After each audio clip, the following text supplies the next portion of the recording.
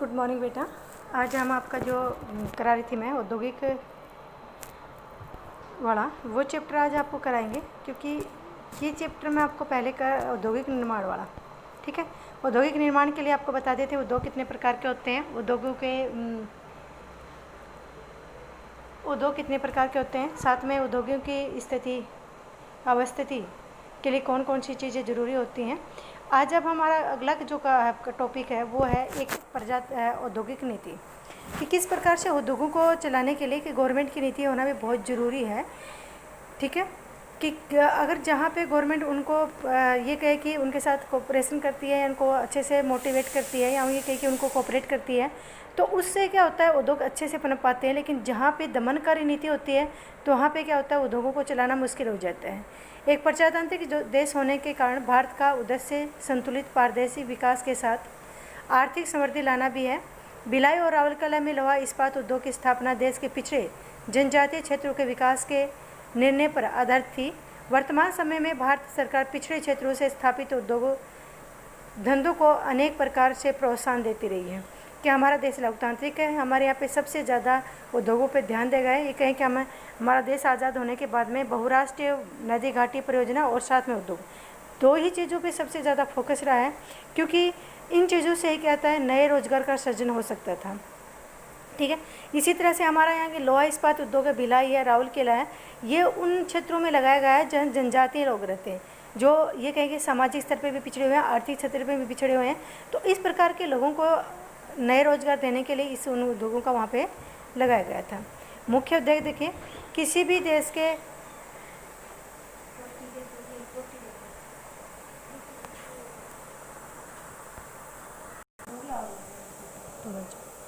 मुख्य उद्योग, अब देखिए हम औद्योगिक हमारे यहाँ पे कौन कौन से मुख्य उद्योग हैं।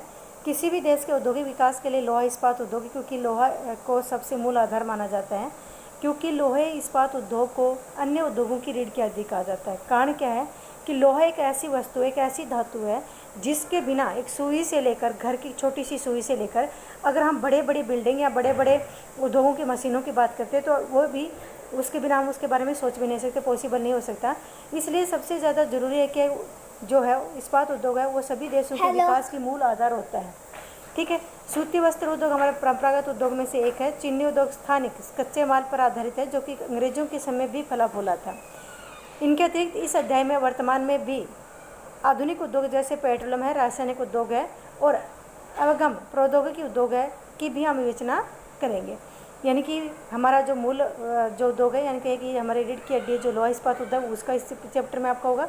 वस्त्र उद्योग जो कि हमारा परंपरागत, मतलब कहने का है कि जिस टाइम में ईस्ट इंडिया कंपनी भारत नहीं आई थी उससे पहले भी हमारे देश के सूती वस्त्र विदेशों में काफ़ी प्रसिद्ध थे, ठीक है। उसी के अलावा चीनी उद्योग जो हमारे स्थानीय उद्योग हैं, इसके अलावा हमारा जो पेट्रोल और नए उद्योग जो हैं उनके बारे में इस चैप्टर में आपको बताएंगे। अब है लोहा उद्योग। लोहा उद्योग के विकास में ने भारत में तीव्र औद्योगिक विकास के दरवाजे खोल दिए थे। भारतीय उद्योग के लगभग सभी सेक्टर अपनी मूल आधारिक अवसंरचना के लिए मुख्य रूप से लोहा इस्पात उद्योग पर निर्भर करते हैं।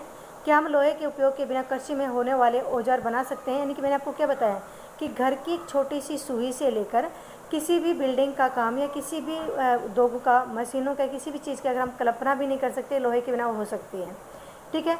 लोहा इस्पात उद्योग के लिए लोहा ऐसक और कोकारी कोयले के अतिरिक्त चूना पत्थर, डोलोमाइट, मैंगनीज और अग्नि समर्तिका आदि कच्चे माल की भी आवश्यकता होती है। देखो आपको बताया था मैंने कि लोहा जो ऐसा किसको बोलते हैं, ये ज़मीन से जो लोहा निकाला जाता है उसको लोहा ऐसा बोला जाता है, या कच्चा लोहा बोला जाता है।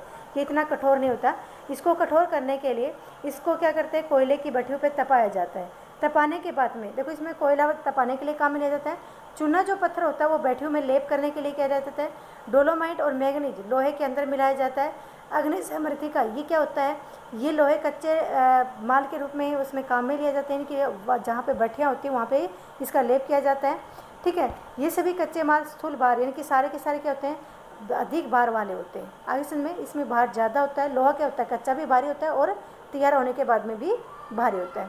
लोहे की सिले तैयार करने के बाद में उसको ठंडा करने के लिए उसके ऊपर पानी डाला जाता है, जिसको शीतलन विधि कहते हैं। शॉर्ट क्वेश्चन में पूछ लेते हैं बेटा कि शीतलन विधि किसे कहते हैं, किसको कहते हैं, कि लोहे की सिलों को ठंडा करने के लिए उसके ऊपर जो पानी डाला जाता है उसको शीतलन करना कहते हैं। ठीक है, ये सभी कच्चे माल क्या होते हैं, भारी भी होते हैं, वजन में अधिक होते हैं, इसलिए लोहा इस्पात उद्योग की सबसे अच्छी अवस्थिति कहाँ होती है, वहाँ उसको लगाया जा सकता है जहाँ पर कच्चे माल के स्रोत अच्छे होते हैं। भारत में छत्तीसगढ़ है, उत्तरी उड़ीसा है, झारखंड है, पश्चिम बंगाल के भागों में समाविष्ट करते हुए एक अर्धचंद्राकार प्रदेश है जो कि उच्च कोटि के लोहे अयस्क, अच्छी गुणवत्ता वाले कोकरी कोयला और अन्य जैसे मैग्नीज है, चूना पत्थर है। ठीक है, दूसरे इसके कच्चे माल जो माल है वो भी वहाँ से आसानी से प्राप्त हो सकते हैं। भारतीय लोहा उद्योग के अंतर्गत बड़े एकीकृत इस्पात कारखानों और छोटी इस्पात मिलें सम्मिलित हैं। इसके अंतर्गत द्वितीयक उत्पादक ढलाई करना ढलाई मिले हैं, अनुसिंग उद्योग भी इसमें शामिल हैं। अब देखो एकीकृत इस्पात कारखाना, इनकी सबसे पहले हम बात करते हैं इसमें टाटा लोहा इस्पात कंपनी डिस्को। ये टाटा लोहा इस्पात मुंबई कहाँ पे है, ये टाटा इस्पात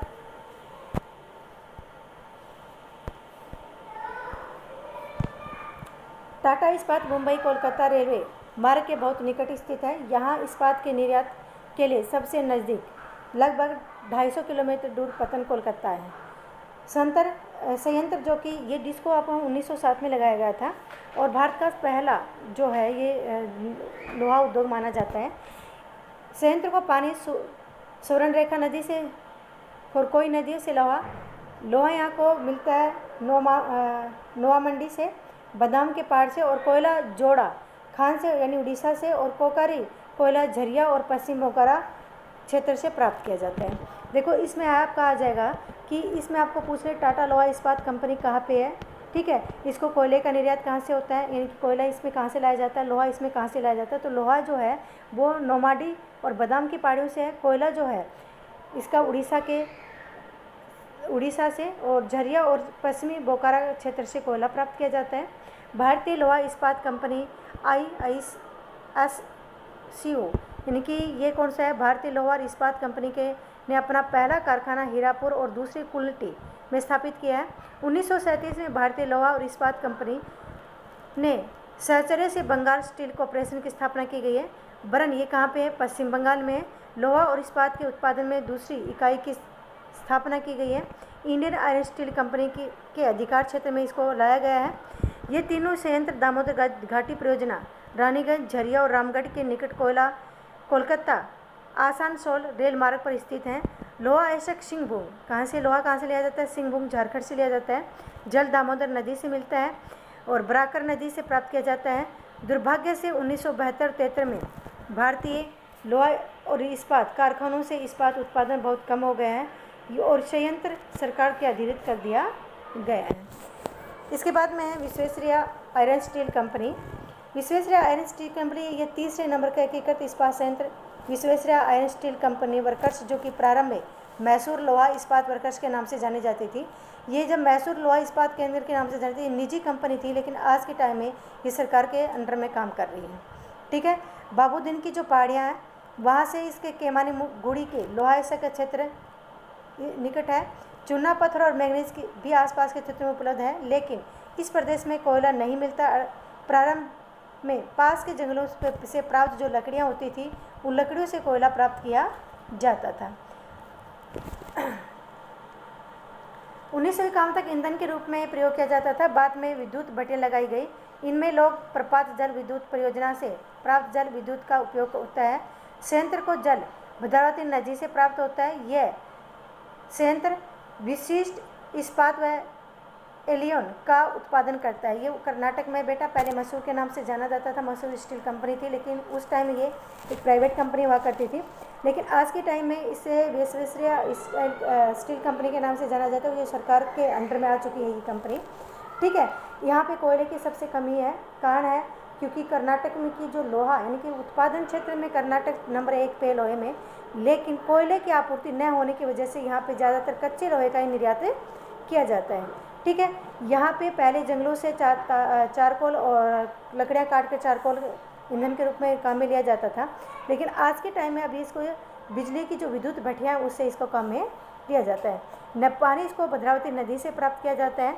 स्वतंत्रता के बाद द्वितीय पंचवर्षीय योजना 1956 और 57 में विदेशी सहयोग से 3 नए एकीकृत इस्पात संयंत्रों की स्थापना की गई थी और ये संयंत्र राउरकेला उड़ीसा केंद्र भिलाई छत्तीसगढ़ के अंदर, दुर्गापुर पश्चिम बंगाल में। ये सभी सार्वजनिक सेक्टर संयंत्र हिंदुस्तान स्टील लिमिटेड के अधिकार में थे। 1973 में इन संयंत्रों के प्रबंधन के लिए स्टील अथॉरिटी ऑफ इंडिया की स्थापना की गई थी।